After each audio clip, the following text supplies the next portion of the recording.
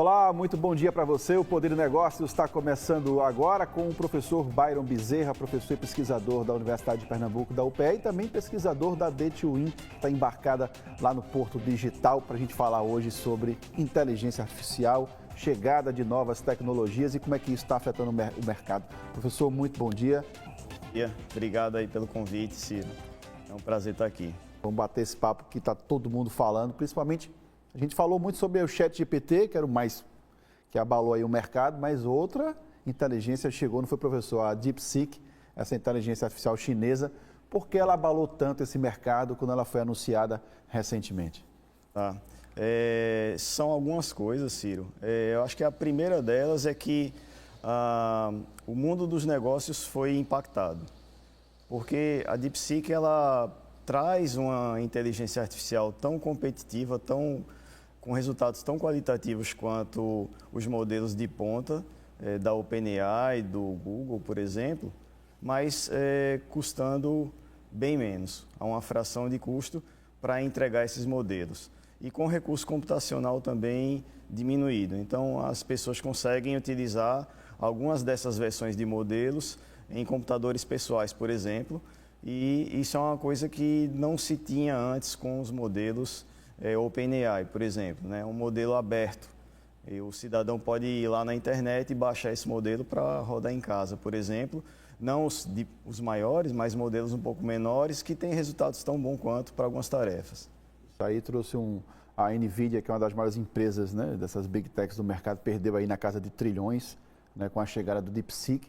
E também ficou aquela coisa, será que o governo chinês está envolvido? Esses dados vão para onde? Também ficou essa questão no ar. Realmente isso é uma dúvida entre programadores, entre pessoas que estão nesse mercado de TI? Logo no início, o fato de ter sido uma tecnologia vinda da China despertou atenção, né? Mas nós que somos do meio acadêmico, que a gente vive esse desenvolvimento de tecnologia, não nos surpreendemos, porque se você for num congresso internacional de qualidade, eu tive em 2 o ano passado, um em Seattle, nos Estados Unidos, tinha 9 mil pessoas mais ou menos no congresso. Eu diria para você que uns 70% a 80% são asiáticos com característica biotipo chinês. Então são pessoas que estão envolvidas na construção dessas tecnologias de ponta e que realmente têm capacidade, pelo investimento que foi feito também no país de origem, para que essas pessoas pudessem se capacitar, né, dentro dessas universidades. Então, para o mundo geral, né, para as pessoas que não conhecem do que está por trás disso, realmente impactou, chamou a atenção. Houve várias notícias, será que houve pirataria no processo, né? Mas vazamento de dados.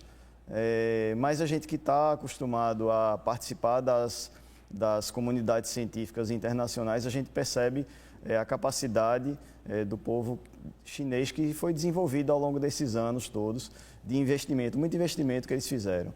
E uma hora ou outra eles iam entrar nesse mercado também. Exato. A questão é que o que chamou a atenção, né, é que foi rápido.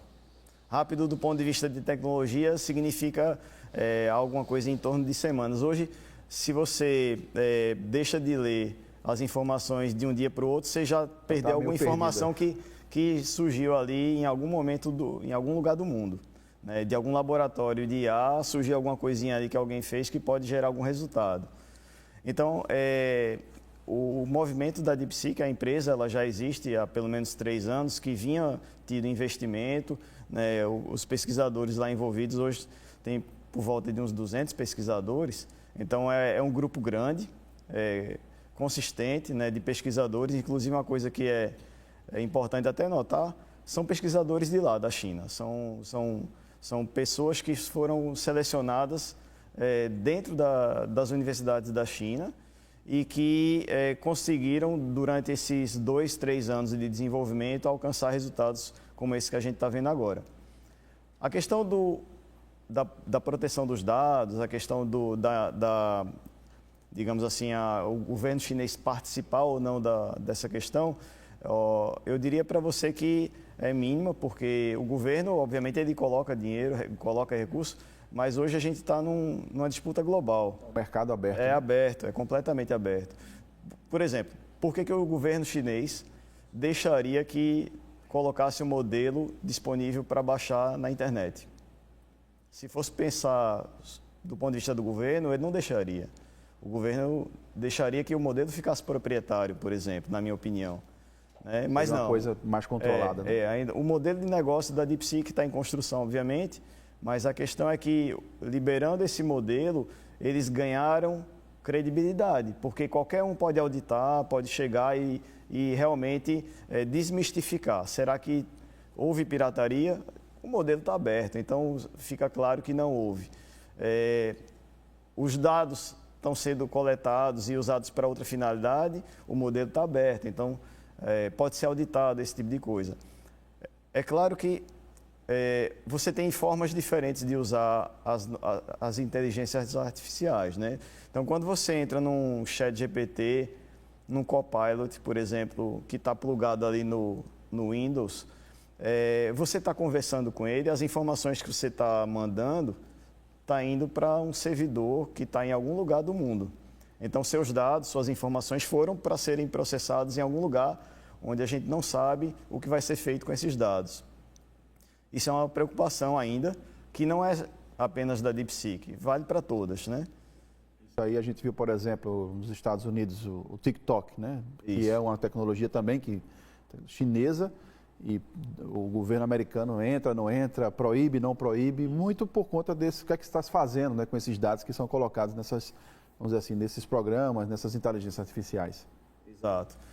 Veja, eu, como acadêmico e pesquisador da área, eu não tenho dúvida que esses dados eles são utilizados para a melhoria das inteligências artificiais deles, né? Inclusive, quando você entra e concorda em utilizar o serviço, tem lá os termos de uso.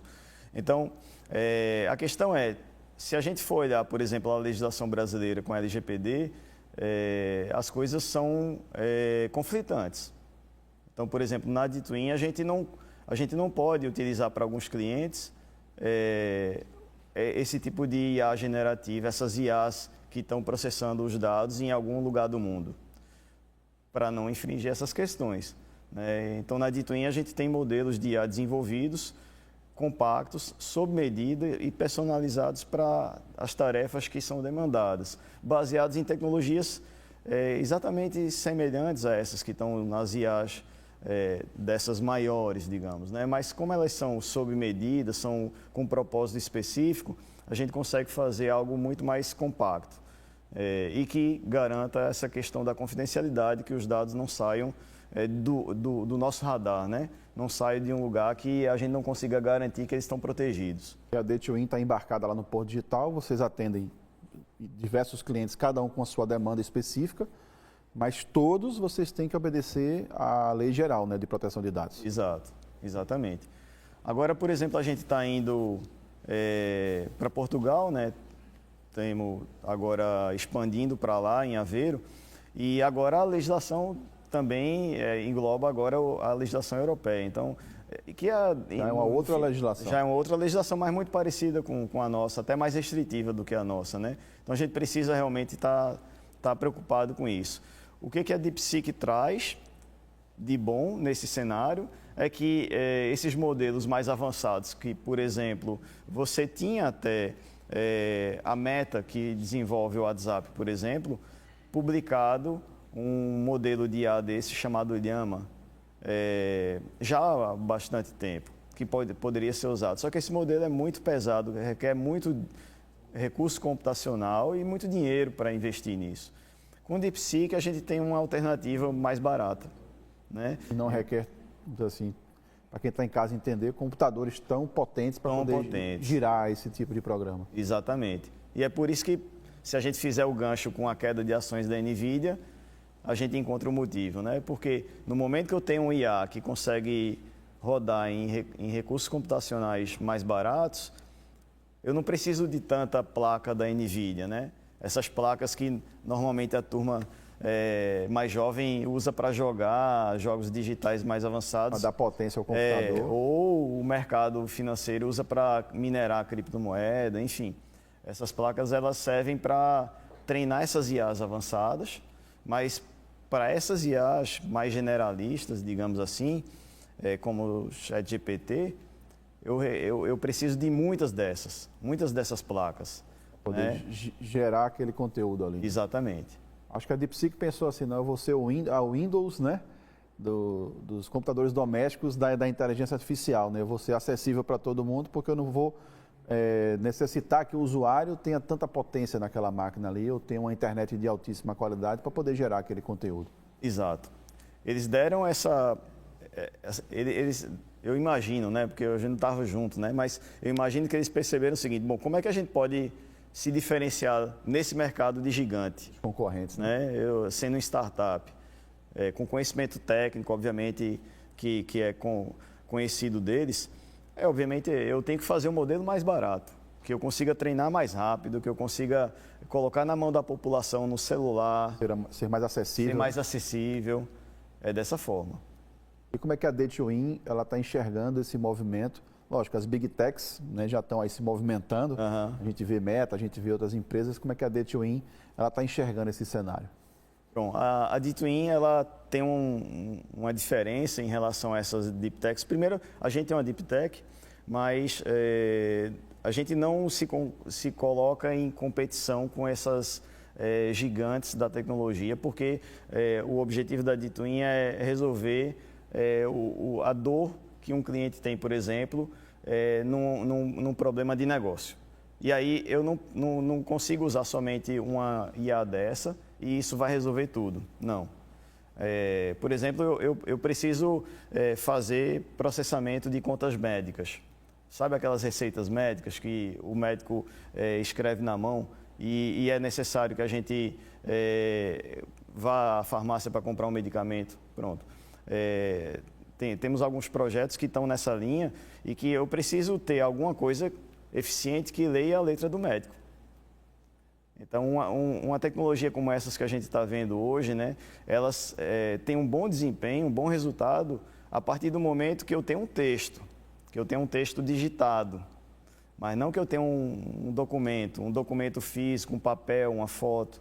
Então, a D2In ela entra num contexto onde eu preciso pegar documentos físicos digitados ou fotografados para que eu possa depois capturar a informação desses documentos e levar a informação para o negócio, para tomada de decisão, por exemplo, para emitir um orçamento de um medicamento, por exemplo.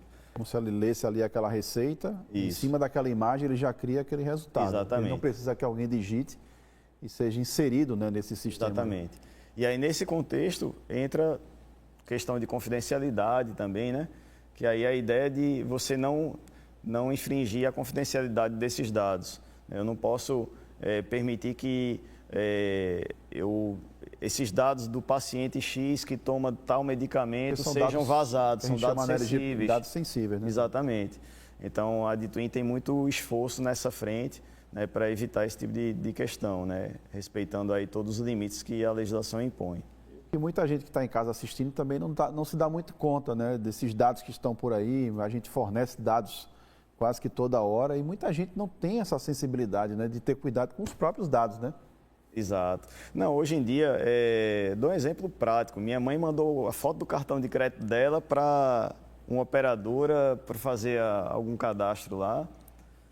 E aí a foto do cartão, a pessoa do outro lado pode fazer o que quiser. Se tiver uma pessoa mal intencionada do outro lado, tem aquele código, né, vai pegar toda a informação, vai fazer compra na internet no outro dia. Então, se a gente não tiver uma segurança aí realmente que consiga dar esse aparato, isso é um problema, né? Tanto para o usuário, o consumidor, o cliente final mesmo, quanto para a empresa que está prestando serviço, porque depois, se há vazamento de dados, a legislação impõe multas altíssimas e tem uma série de penalidades, né? Então, quando o cliente chegar lá, por exemplo, vocês estudam aquela demanda, se cria uma tecnologia em cima daquela demanda, mas respeitando toda essa legislação, né? Vamos dizer assim. Isso. É importante dizer também, Ciro, uma coisa. A gente não digamos assim, não não inventa a roda. Obviamente, a gente está na academia, eu sou professor da Universidade de Pernambuco, tenho vários alunos aí durante muito tempo pesquisando, né, o mundo da inteligência artificial, da visão computacional, ou seja, essas tecnologias que são base para a gente conseguir ser competitivo, né? Uma empresa brasileira, uma startup aqui de Pernambuco, conseguir chegar e desenvolver soluções que, por exemplo, permita que a gente não tenha importação de tecnologia de fora. Então, isso aí são anos de pesquisa. Para você ter uma ideia, se a gente considerar uma só pesquisa de doutorado, por exemplo, a gente consumiu ali quase 35 mil horas de treinamento de um modelo de IA durante mais ou menos um ano. Se a gente for fazer uma conta, semelhante a essas contas que o pessoal está fazendo para calcular quanto é que custou o treinamento de uma DeepSeek, se a gente for fazer a conta de quanto é que a gente ia pagar numa nuvem, a gente ia pagar mais ou menos R$2 milhões para conseguir fazer o treinamento desse modelo, uma pesquisa de doutorado, tá certo?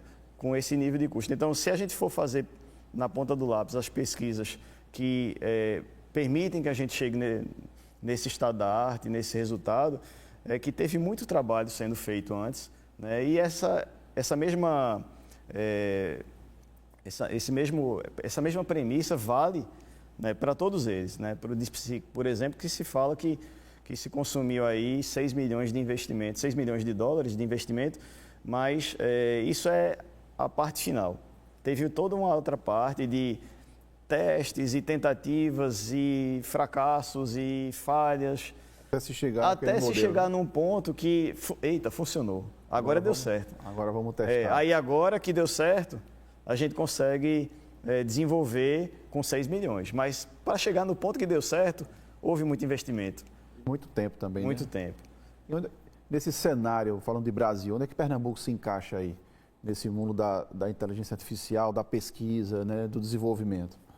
Olha, Pernambuco tem algumas, aqui no Porto Digital, né, tem algumas empresas que são reconhecidas no Brasil pela sua projeção e a aplicação de inteligência artificial em alguns negócios, né?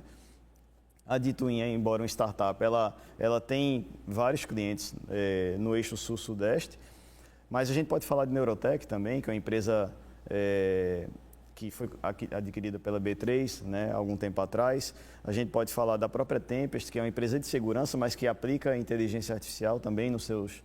Que atende até clientes fora do Brasil. Soluções, exatamente.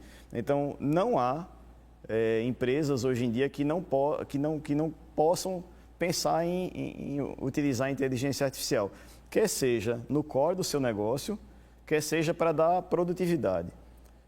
Por exemplo, hoje em dia há uma discussão muito grande em relação ao futuro da profissão de desenvolvedor de software, de programador mesmo, né? Porque com essas inteligências artificiais mais avançadas, você tem determinadas funções que elas fazem muito bem.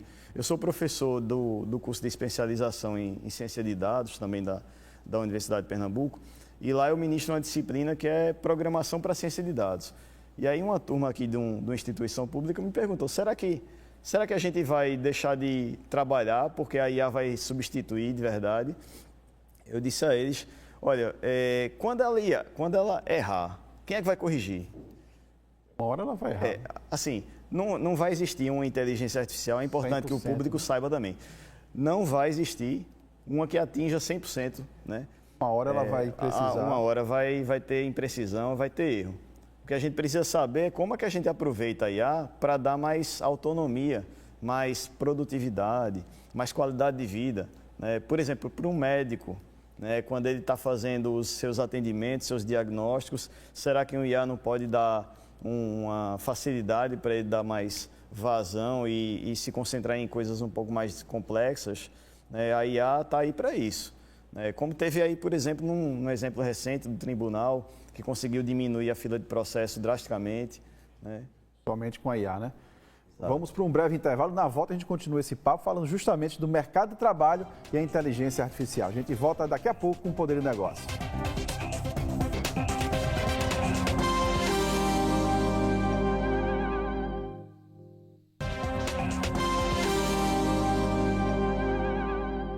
Estamos de volta com o Poder e Negócios, conversando com o professor Byron Bezerra, pesquisador da Universidade de Pernambuco, e também pesquisador da D2In, empresa embarcada lá no Porto Digital. Estávamos falando sobre mercado de trabalho. Quem está em casa fica até preocupado. Ah, meu Deus, vou perder minha vaga, vou ficar desempregado. O que é que a inteligência artificial ela vai chegar para modificar esse mercado de trabalho, como um todo? Essa é uma pergunta bem importante, né? A gente está discutindo muito isso. E eu diria para as pessoas que precisa realmente ir atrás, buscar informação e se apropriar dessa ferramenta, né? A inteligência artificial, já muito se diz que é a nova eletricidade. Então, eu preciso me apropriar disso, né? Eu, como profissional, eu preciso aproveitar todo esse arcabouço, essas ferramentas que estão agora com o DeepSeek, por exemplo, abertas, livres de uso, sem precisar pagar por enquanto, e aproveitar disso para que eu consiga desempenhar melhor a minha função. Obviamente, tem funções que já se conhece que a inteligência artificial vai acabar substituindo ou dando muito mais velocidade para que aquela pessoa faça menos trabalho naquela função.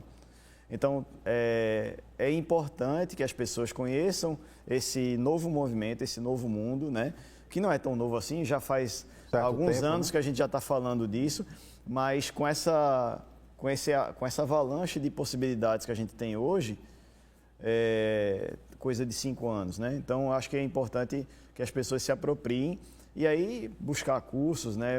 Na internet tem muita informação, muito material, começar a usar para se apropriar disso. Eu falo muito que no jornalismo, por exemplo, o pessoal, a inteligência artificial agora vai fazer o texto. Mas eu sempre digo, mas tem que ter um jornalista para fazer a checagem, para fazer uma apuração. Claro. Nem sempre essa IA está correta, às vezes os dados que forem inseridos, eles não batem corretamente. Então, o fator humano vai ser ainda fundamental nisso tudo. Claro. Eu fiz um teste dessas IAs para ler minha tese de doutorado. Comecei a jogar minha tese de doutorado lá para poder fazer uma troca com elas e ver como é que elas desempenham. Obviamente tem coisas que elas acertam, tem coisas que elas erram. E quem vai tomar a decisão somos nós, que somos especialistas e que conhecemos profundamente aquilo que a gente desenvolve, né? A nossa atividade, para que a gente possa cercar ao máximo para que a informação que seja produzida, né, no contexto que a gente trabalhe, seja correta. Então, não dá para confiar 100%. A IA não vai acertar 100%. A gente precisa... Uma amiga minha precisou fazer um texto para apresentar Recife para pessoas lá de Portugal, ela trabalha com tecnologia. A IA fez esse texto, mas muita coisa ali não batia, ela teve que dar uma correção. E ela estava falando, ela até gravou um vídeo sobre isso, né? Que a IA está para ajudar no processo. Mas o fator humano é que vai arrematar ali no final, ou vai ter aquele fio da meada, né? Isso aqui não dá, isso aqui vai dar. Exatamente. É por aí. A gente precisa ter esse norte, né? E aí se apropriar disso. E conteúdo, quando é que a pessoa acha? Tem na internet, dá para ter... Onde é que a pessoa, por exemplo, a D2In, dá para conhecer mais um pouco da empresa? Onde é que ela está? Como é que as pessoas em casa vão achar? Não, em relação a cursos, tem muito material na internet, tá certo? Essas plataformas hoje estão cada vez mais disponibilizando material. Inclusive, se você quiser saber sobre essas IAs, você pode perguntar para ela própria, né? Como é que eu consigo ter mais uso, né? Então, tem perguntas que você pode fazer, como a gente está conversando aqui, que você pode fazer para ela, ela vai te dar algumas informações que podem lhe ajudar a se capacitar também. A D2In, ela tem canais no Instagram, no LinkedIn, né? Pode seguir a @D2In, que tem lá todo o material que é divulgado em relação ao desenvolvimento que a gente faz. A D2In tem um trabalho que é bem interessante, articulado com o Porto Digital, com as universidades também, que é de formação de pessoas. A gente foi 5 vezes, eu até perdi a conta, 5 vezes eu acho campeão do embarque digital no processo de capacitação de pessoas, inclusive algumas dessas capacitações em inteligência artificial, né, de pessoas que vêm com uma origem de escola pública, ou então que estão fazendo mudança de carreira. Então, são possibilidades, né? Então, detalhes sobre isso, eu acho que seguindo o Instagram da gente, o LinkedIn, consegue achar. E todos os profissionais, independente da área, saúde, humanas, tem que estar ligado nisso, professor? Tem que estar. A gente tem uma pessoa que é da área de enfermagem, lá na D2In. ela veio da enfermagem para conseguir entender como é que a gente pode aplicar esse tipo de tecnologia para ser mais produtivo nessa área. Então, de várias áreas, a inteligência artificial, como a gente está vendo hoje, é como se fosse uma pessoa que está ao seu lado, que entende muito de um assunto e que pode lhe dar respostas para perguntas que você vai fazendo ali. Você não pode 100% confiar nela, porque às vezes ela pode se equivocar, né? Mas digamos assim, um amigo do bolso ali que está no celular e que você pode apoiar. É o que muita gente fala hoje da programação também, né? Hoje muita gente já está se envolvendo com programação e eu acho que vai ser um misto de programação e um pouco também de IA. Vai ser Isso. A receita vai ter esses ingredientes aí. Perfeito, exatamente. Programação hoje a gente não aprende como a gente aprendia alguns anos atrás. Hoje a gente faz programação apoiado por ferramentas como essas, mas a gente tem que saber as bases da programação para que a gente consiga corrigir erros que eventualmente vai acontecer por SA. Então, e aí é uma coisa interessante, a DeepSeek ela permite, por exemplo, que você rode localmente, e isso permite que você consiga evitar que o código vá para fora, onde você não sabe e não tem controle. Então, empresas de desenvolvimento de software podem se apropriar disso também. Podem estar utilizando tudo isso, né? Exatamente. Tá certo, professor Byron. Muito obrigado pela sua presença aqui no Poder de Negócios de hoje. Eu que agradeço, obrigado. Foi um prazer estar com vocês. Segue a gente lá, que a gente bate um papo também. Todo mundo ligado na inteligência artificial e também na programação. E um bom final de semana para você, um bom restinho de domingo. A gente fica por aqui e até o próximo Poder de Negócios. Um grande abraço e até lá.